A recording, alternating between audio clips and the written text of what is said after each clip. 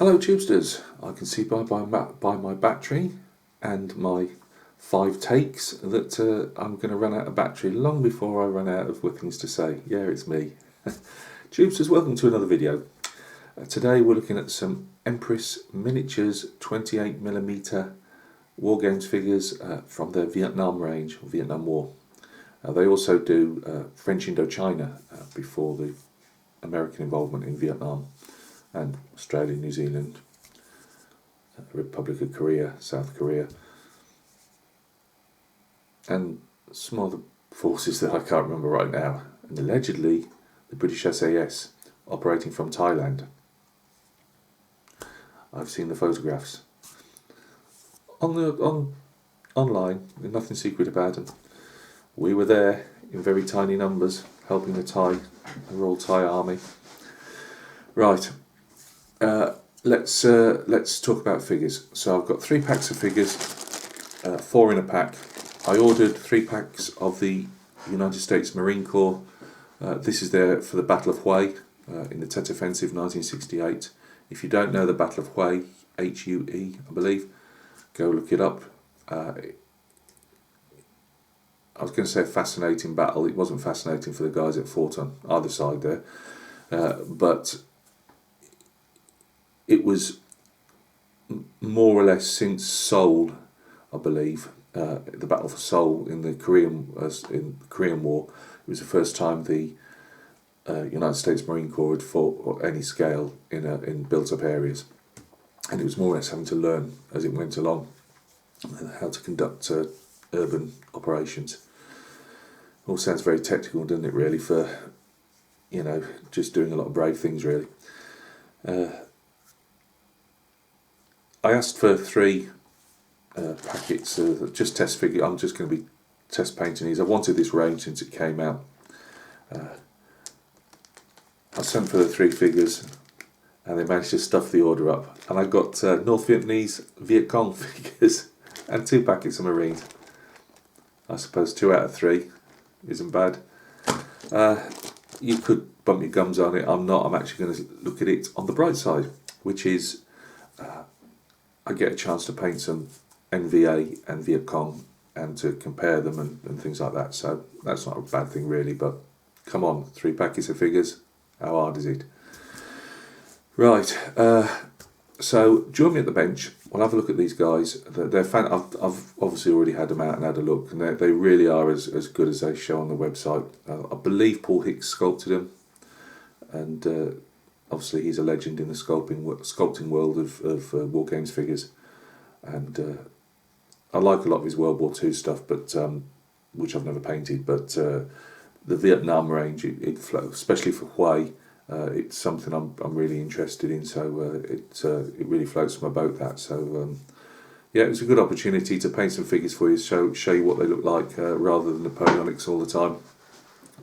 And as I say, just by a mistake by Empress, I've ended up with North Vietnamese and Viet Cong as well. But as I say, I would have got round to doing some anyway, just to see what they were like as well. So again, what I'm going to do with them, I've no idea. Afterwards, I might sell them, I might keep them, I don't know. It is, as I say, it's a subject that I enjoy a lot, so I might keep them. We don't know. Anyway, join me at the bench and we'll take a look. Right guys, thanks for joining me at the bench. Yes, you're looking at 2 bottles of Vallejo paint. No, we're not reviewing those, but they will make handy buildings for us to place our figures on. So I ordered, as I say, I'd originally ordered, 2 packets firing M16s and 1 with the M79 Blooper. And as I say, I ended up getting 1 packet of M16s, 1 Blooper and the MVA. So again, there's going to be some shine on them. I don't like showing you them cleaned up or primed until I've actually shown you how they've looked when they came to me. They were packed in a, see if that helps. They were packed in a jiffy bag. I'm not a big fan of jiffy bags for figures. It's too easily. I mean, yes, these M16s are small, so they're probably not going to get bent and broken. But you send, say, Napoleonics out like that, and you've got a good chance of bending muskets and breaking things off and that. So I do prefer boxes rather than jiffy bags, but I suppose they go through people's letterboxes.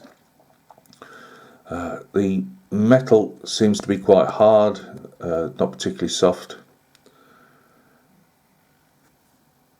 You see here, helmet cover. We've got our either bug repellent, maybe oil for a weapon, but probably bug repellent. Bandoliers, flak jackets. It looks like mortar tubes for a couple of, I can't remember if it's 60mm mortars that the Americans use rather than the 51 that the Brits use. I'm not 100% sure, but they look like mortar round tubes, usually cardboard tubes. We've got slings to the M16s.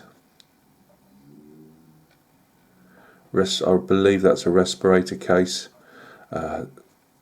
They were going to be trying to gas a lot of the time try and gas the MVA and the Viet Cong out of bunkers in buildings and things. That's obviously tear gas, not mustard gas. We've got grenades,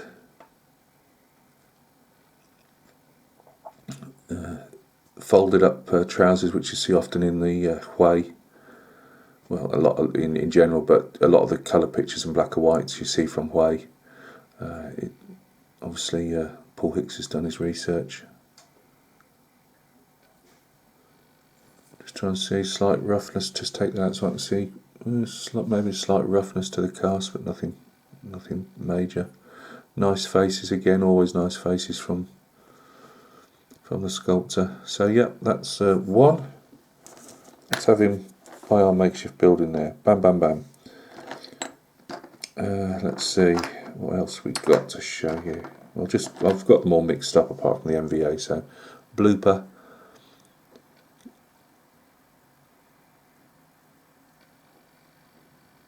Again, you break it open like a shotgun cartridge, and you insert it and then flip it back up again. In fact, you'll see some of them broken open as they're loading. You can fire a variety of rounds from that. Obviously, fragmentation,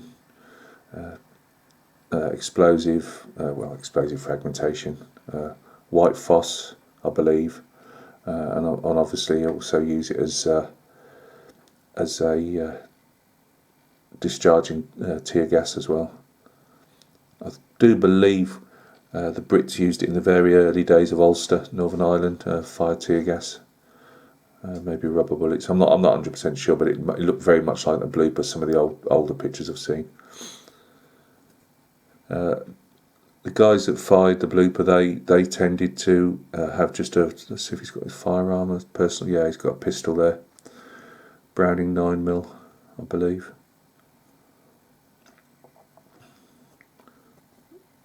Again, he's got his pack.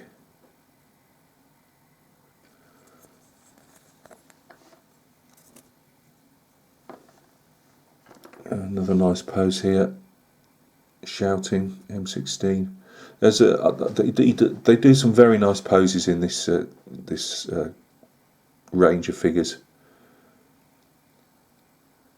The cargo pockets bulging out with bits and pieces in them. And I'm not sure, some of these, some of the colour pictures you see, the guys are wearing waterproofs by the look of it. It looks like waterproofs to me anyway. Got a pistol as well.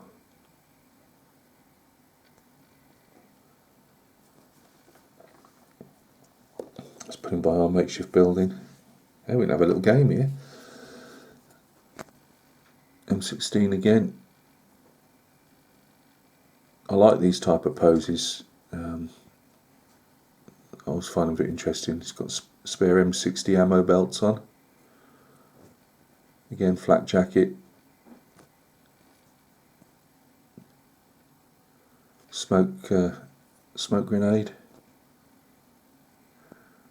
Spare bandolier. Very nice. All got slings on. I don't know if that was a Marine Corps thing or whether they were whether they were, I've not seen them all with them in pictures of Huey, but I have seen them. I don't know whether that's because of the built up area, it was easy to sling over to get over things or carry casualties. Going higher elevation with a blooper. Obviously the idea of these things, they were like a rifle grenade, you know, you could get over walls, and if you're in urban terrain, you know, in the jungles and that, or the paddy fields, you know, you can fire over berms and things. He's got his watch on as well, look at that, that's good. Didn't notice that before. Nice one. I've not seen, apart from the usual mould lines that you can see, which you've got to have it, it's how they're made. He's got his t-shirt on by the look of it. Yeah, you've got mould lines, but I've not seen, I mean, they're fairly fresh sculpts, you wouldn't expect a lot of mould damage or anything, you know, so. Another M16.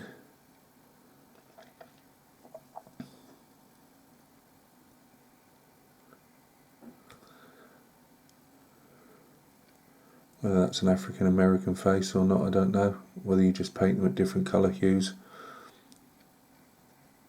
He's got his towel at the back. More ammo. Just really nice figures. I do like them. As I say, I particularly like these type of poses. You know, I think they portray more than an actual shooting pose does. As I see, we've got a blooper here, open up. He's broken open. He's having inserting a cartridge in, taking it out.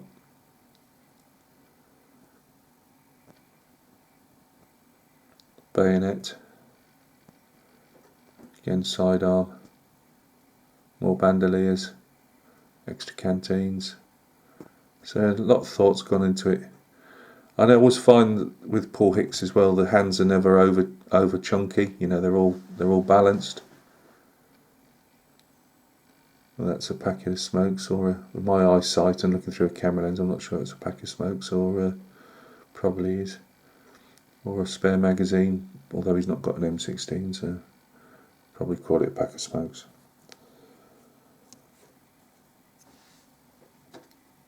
Another broken open blooper.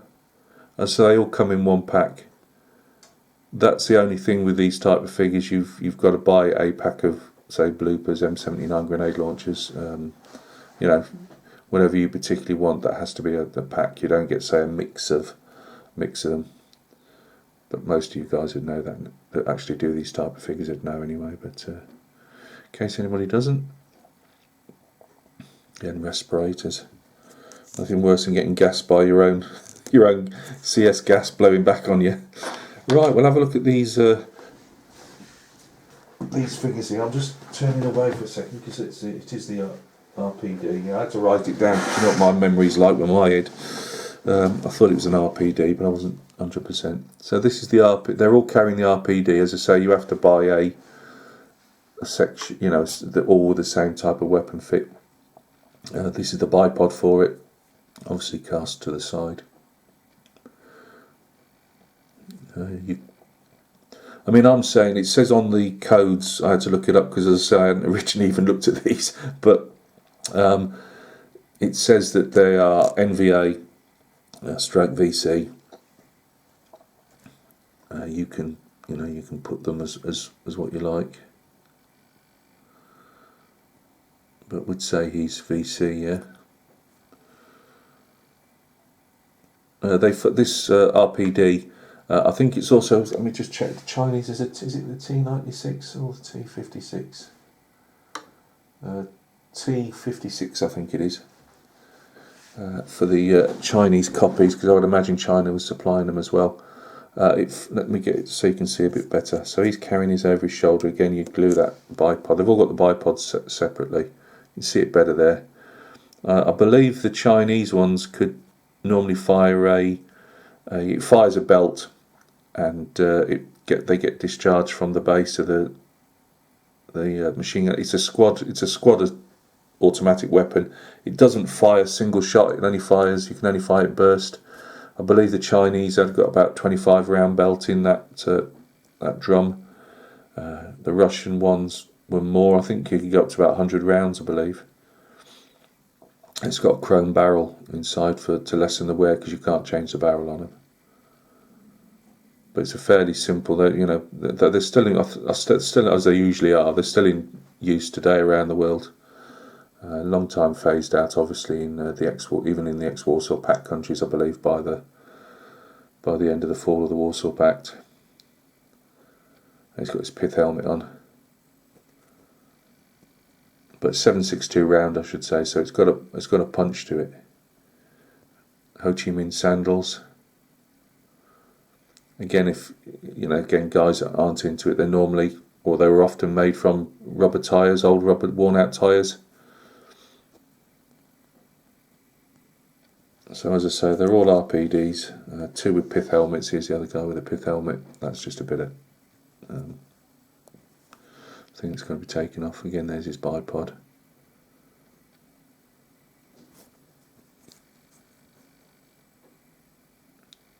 I mean, these guys are alright.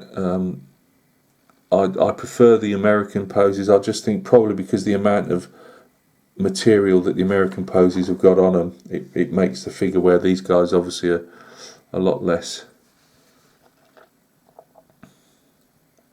Saying that, I should go with a pack on and just about everything, but hey. They said the only problem with this weapon is the drum often gets a lot of crud in it, and that can start give you a bad feed on the belt.